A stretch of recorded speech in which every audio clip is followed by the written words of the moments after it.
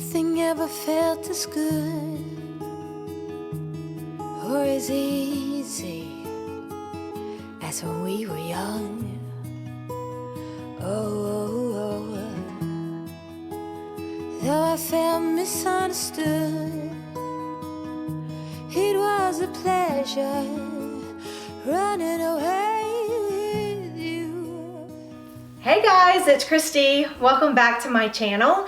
Today I'm going to be sharing with you some of my favorite holiday recipes, and I'm also going to be giving you a little bit of cleaning motivation along the way. I decided to go through what a typical day would look like if I were doing holiday prep, either getting ready for Thanksgiving or Christmas. And the thing about these recipes is they can all be made ahead. So I love all of these recipes for Thanksgiving and for Christmas. We often have them at both holidays. So I'm looking forward to sharing these 4 recipes with you today, and I hope you like them as much as I do. Even if you don't use any of these recipes, you might still get some ideas about how to structure things if you're planning to do a day where you are prepping recipes ahead of time. I'm going to show you how I structure out which recipes to do first and how I make it all come together so that I spend the least amount of time in the kitchen getting this all done. The recipes I'm going to be making for you are some apple cider. Then I'm going to show you how to use the apple cider to make a delicious apple cider margarita. So good. And then I'm also going to be making some cranberry sauce. If you're only used to the canned cranberry sauce and you've never had homemade, then hold on, because this stuff is so good. It's actually one of my favorite things to make this time of year. I absolutely love it. I use it in all kinds of different ways, not just as a side for Thanksgiving and Christmas, although I do love it that way too. And lastly, I'm going to be making some chocolate pie. It is one of our favorites year-round, but especially during the holidays. And I have to tell you, Whitney was so excited I was going to be making this because he's been craving it because we haven't had it in a long time.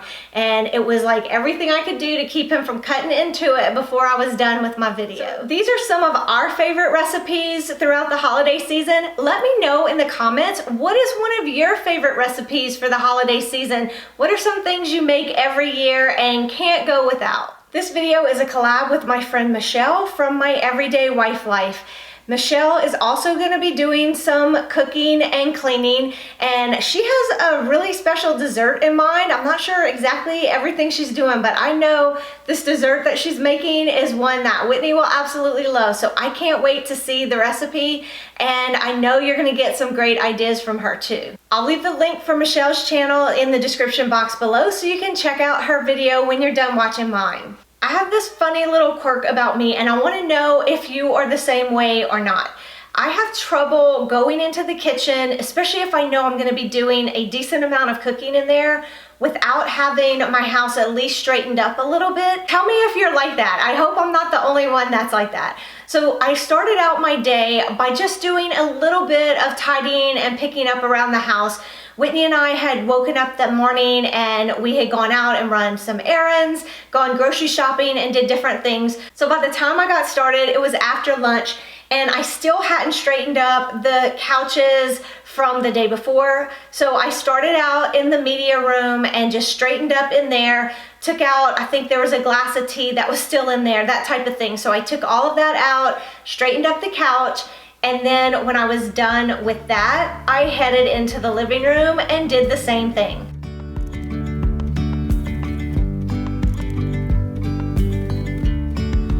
Yesterday, there was sun and there was rain, beauty in the mundane.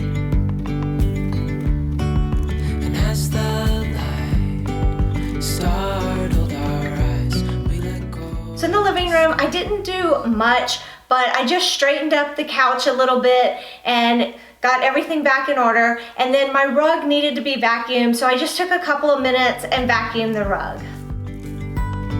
And now there's something in the air and a sparkly shimmer on our skin,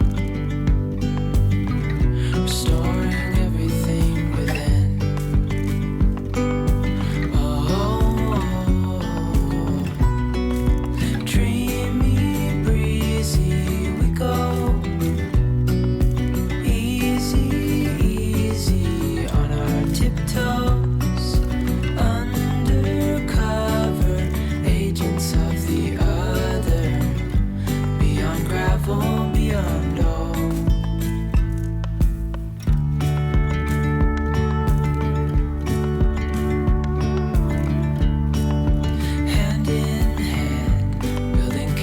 morsels out of sand, reaching for the grand.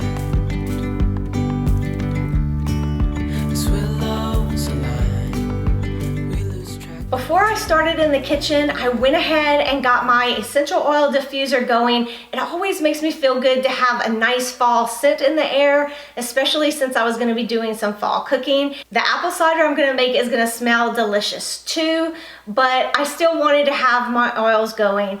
I ended up using the Autumn Breeze scent from Plant Therapy. I love their blends. They have some amazing fall blends that I've been using throughout the entire fall. They also have some Christmas blends, and I've already ordered one, but I'm planning to order some more for the Christmas seasons. I love Plant Therapy oils because they're high quality oils and they're at a reasonable price. So I'll leave a link in the description in case you're interested. Once I was done getting the media room and the living room straightened up, then I was ready to move on to the kitchen. And like I said, I didn't have a lot to do in there, but I did have a few leftover dishes that had been sitting from the night before. So I put all those away. I just cleaned up the few things that were in the sink. And then I just went ahead and sprayed down all my countertops and wipe them off. And then on the back counter, I had a little bit of Christmas decor that Whitney had taken out that morning because he was doing a little project for work outside, and so we had brought those in and just set them on the counter before we left for our errands. So I ended up just going and putting those away and just getting everything cleaned out. So all my counters were cleaned off, everything was put away and ready to go, so when I was cooking I wouldn't have any distractions.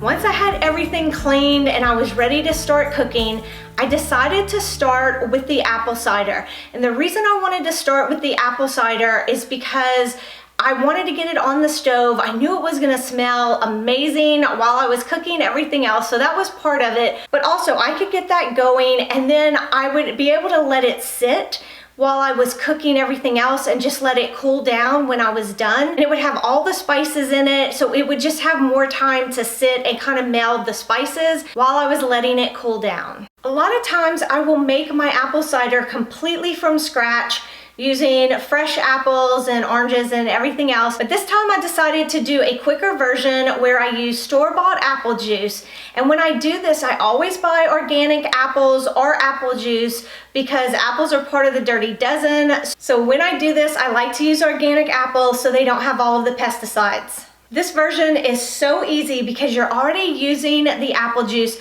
and all you have to do is spice it up. So to spice it up, I use 1 teaspoon of cloves, 1 teaspoon of allspice, about a half a teaspoon of nutmeg. I don't know exactly what I did because I like to grate it fresh from a pod. You could use ground if you wanted to, but I think the fresh one is so much better. And then I also zested half of an orange for this. And you could go more or less with any of these spices. It really depends on how spicy you like it. In fact, next time I do it, I'll probably use a little more spice because I like mine really spicy. And then all you have to do is bring it to a boil. And once it comes to a boil, then you turn it down to a simmer, and I let mine simmer for about 30 minutes. Once it was done, I turned it off and just let it sit while I was doing everything else so that it could cool down. If you wanted to drink it immediately, all you need to do is go ahead and strain it, and then you could have some hot. I was gonna be using mine cold for my margarita recipe. The thing I love most about this apple cider is it's so versatile. You can drink it hot or cold, and you can incorporate it in all kinds of other recipes. I like to make a big batch, and then that way I can have some immediately, and I can also save it, and then if I want some in the morning, I can just heat a little bit up and have it hot, or I can use it cold in recipes like the margarita I'm gonna make later. Once I had my apple cider going, I decided to go ahead and get my pie crust on. And the reason I wanted to do this is because my chocolate pie gets cooked on the stove and not baked, but the pie crust does need to be baked. So I wanted to have that all baked and cold once I had my pie going. So I thought this would be the perfect time to get that going, give it time to cool down, and then it would be all ready for the filling by the time I got to that point. This is another place where I took a little bit of help from the store. Normally I make a homemade crust, but because I was gonna be doing so much this time, I just decided to take it easy, and I went ahead and bought a pie crust from the store. A lot of times for this, I will actually make a shortbread type of crust where I use almond meal and butter and pecans. Whitney and I love that, even though it's not your typical chocolate pie crust. But for this day, I just decided to go ahead and use the Pillsbury crust. I love these pie crusts. They're not healthy for you at all, but I do love them. And I decided for the chocolate pie, we were just gonna go all out. And so I'm using this one. I had my Pillsbury pie crust in the refrigerator, so I just needed to take it out and let it sit for about 15 minutes. I did take my pie crust out to let it sit while I was working on my apple cider, so that once I was done getting all of that ready, it would have sat out for about 15 minutes, which is what it needed to come to room temperature. And that way I could just roll it out into my pie pan. Once you get it rolled out, you just prick it with a fork to keep it from getting air bubbles. And then you bake it for 10 to 12 minutes. So I went ahead and got that in the oven so it could be baking while I was getting my cranberry sauce started.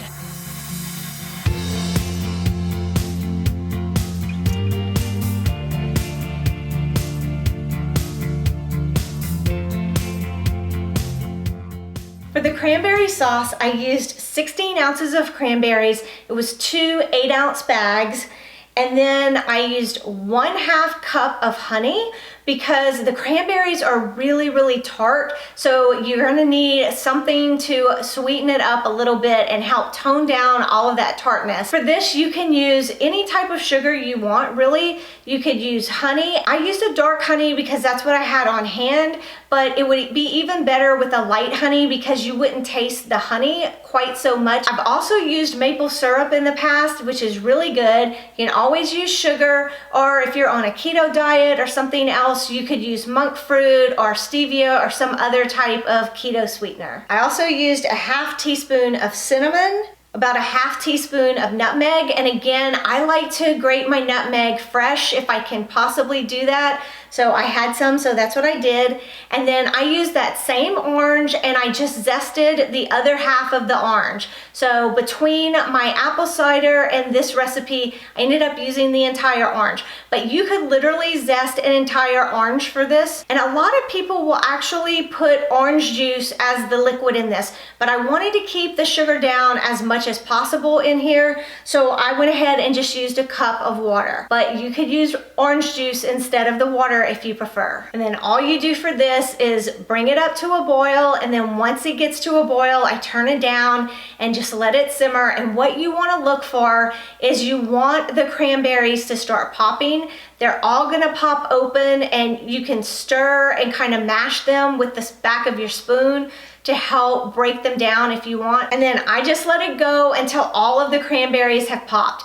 And if it still seems like it's a little bit watery, don't worry about it because it's gonna thicken up once it cools down. Like I said earlier, this is not just a side for your turkey. You can use this as a spread on sandwiches, for crackers. I'm actually thinking about using this to make a cobbler. I've never done a cobbler with cranberries like this before, but I think it would be perfect in a cobbler. So if y'all would like to see that recipe, let me know, because I'm definitely considering doing that. Again, like in desserts, you could put this in muffins. There's so many ways you can do this.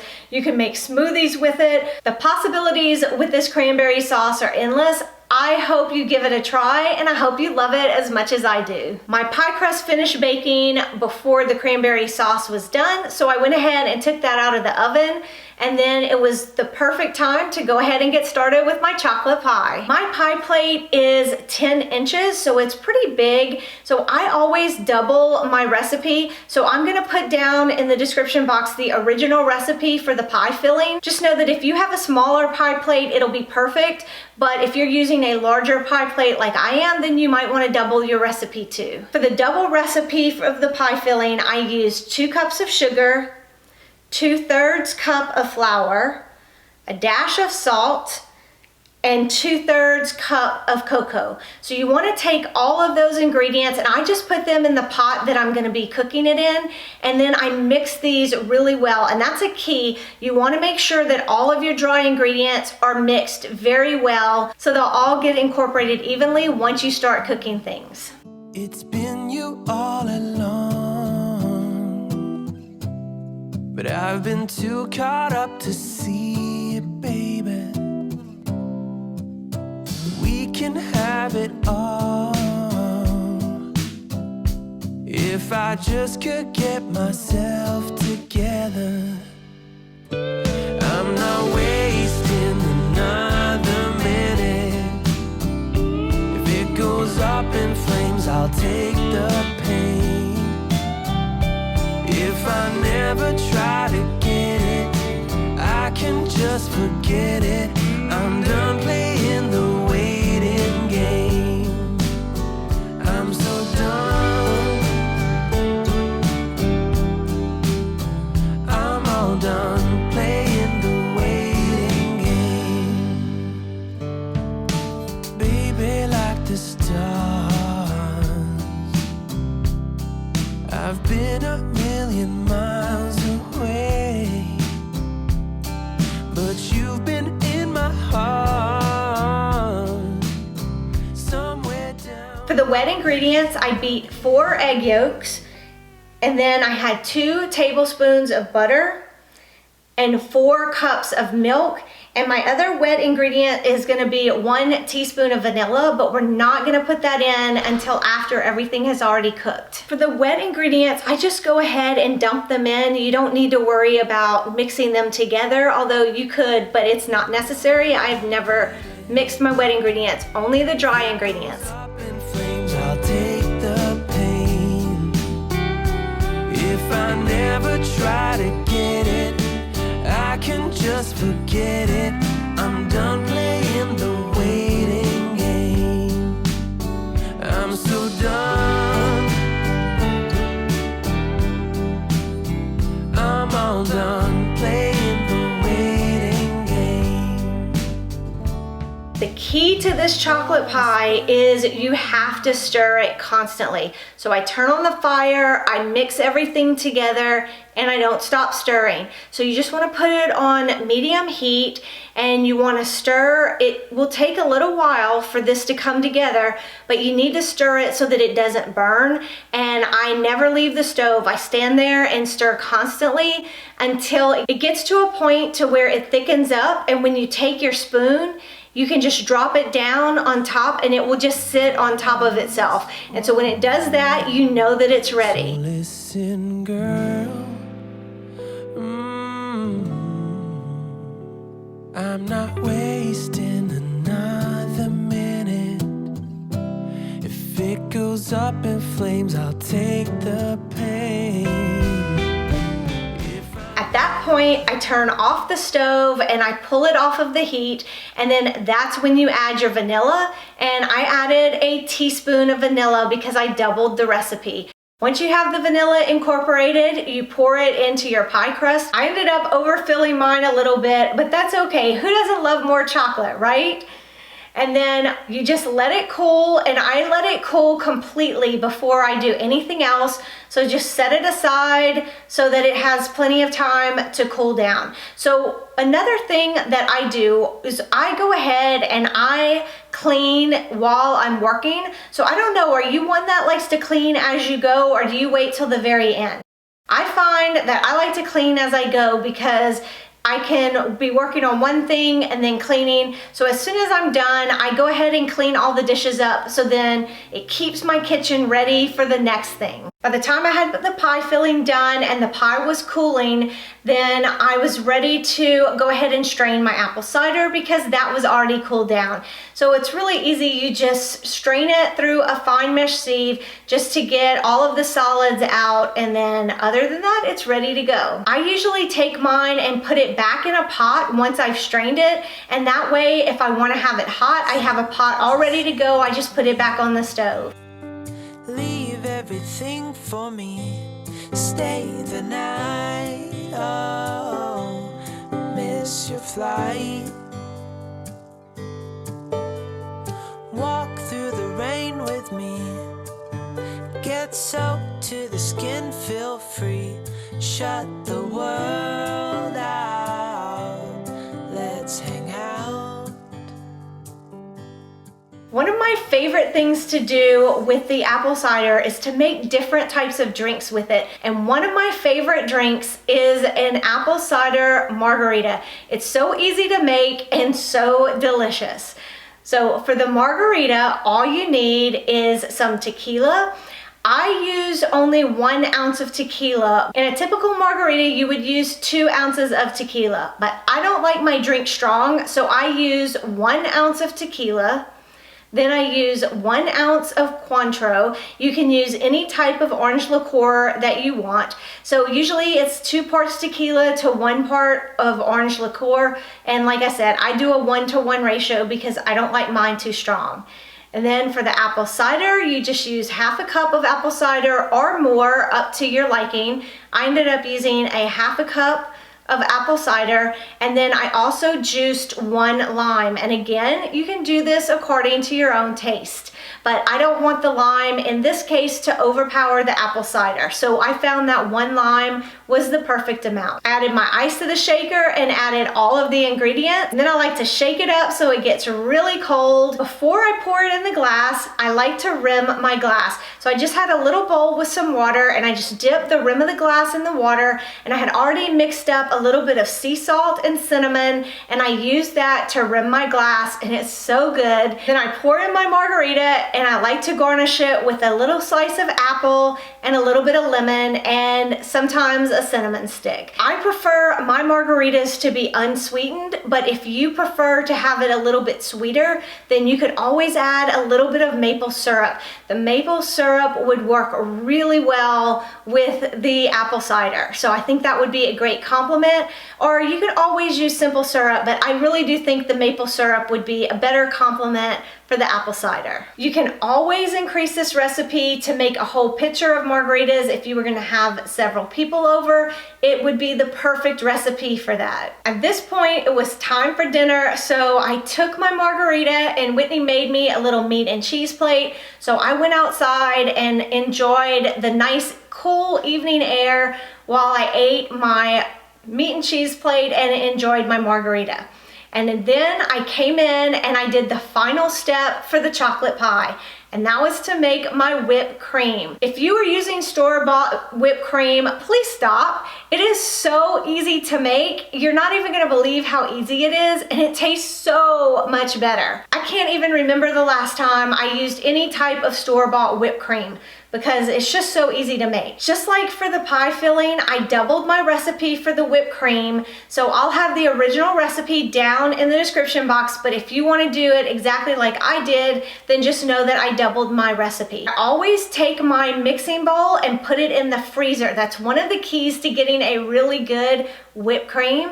So I put it in the freezer for a few hours, got it nice and cold, then I added in the 2 cups of heavy cream, To that, I added 3 tablespoons of powdered sugar, and then I added a teaspoon of vanilla. And then I turned my mixer on medium speed and I just let it go to town. And I also will spend a good bit of time watching this. I did wash some dishes while I was mixing this, but I keep a really good eye on this because it's very easy when it gets to the point where it starts to become cream, you can risk over whipping it. And I actually did over whip mine just a bit. So if you're like me and like to do double duty, just keep that in mind that you do need to kind of keep a good eye on this to make sure it doesn't get over whipped. Till I met you at the concert the other day. The whole room lit up with warm, sunny rays. Tonight we'll turn minutes into days. Whitney and I actually prefer our pie with just the chocolate and the crust, but I always like to cover it with something. My mom always used meringue, but we don't care for meringue. We much prefer whipped cream. So I always put whipped cream, but you want to do this because the pie will get dewy when it sits in the refrigerator if you don't. So this helps keep the top of the pie nice and smooth, and you don't get those dewdrops on it the same way that you would if you didn't put anything on it. Because I over whipped mine, it was a little bit harder to get the peaks that I like to get on my whipped cream. Peel off a layer and breathe. Lift up your head and lead. Count the stars up before you leave. Save a kiss, pretty please. Try reminisce over me.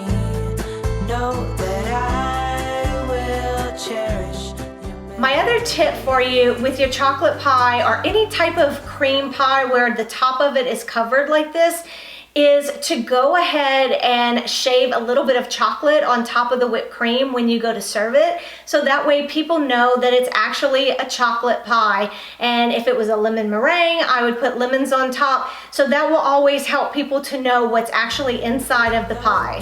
I will cherish your memories. Oh, I used to see colors, now it's gray. Till I met you at the concert the other day.